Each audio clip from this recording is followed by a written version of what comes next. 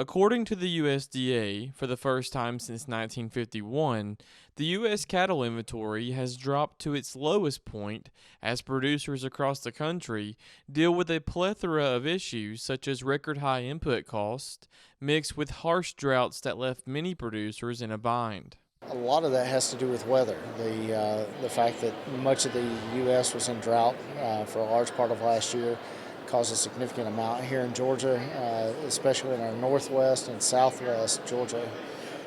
We had a lot of producers that had to start feeding hay significantly earlier than what they would normally do, and that's caused a lot of additional culling to it, but also with an increase in prices that we saw, we have a lot of producers that are able to take that opportunity.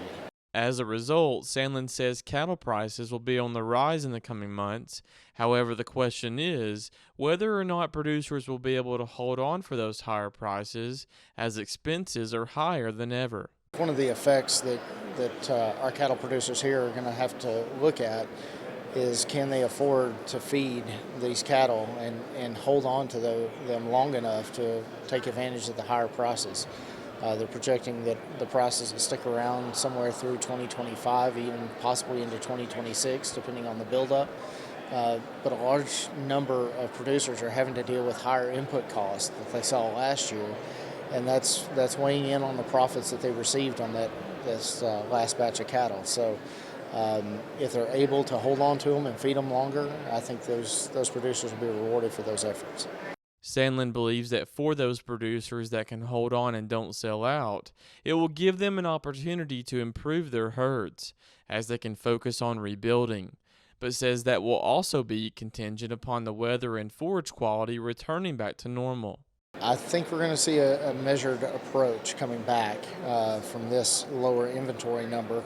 It'll take longer to rebuild the herd, and a large portion of that, too, is going to be the weather. If we don't get good rains here in Georgia and we don't have forage increasing, you're not going to see a lot of producers that are quick to go back and rebuild the herd.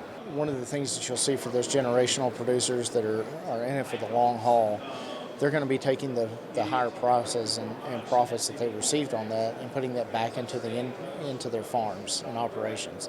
That's setting up the next generation for quite a bit of success in doing that.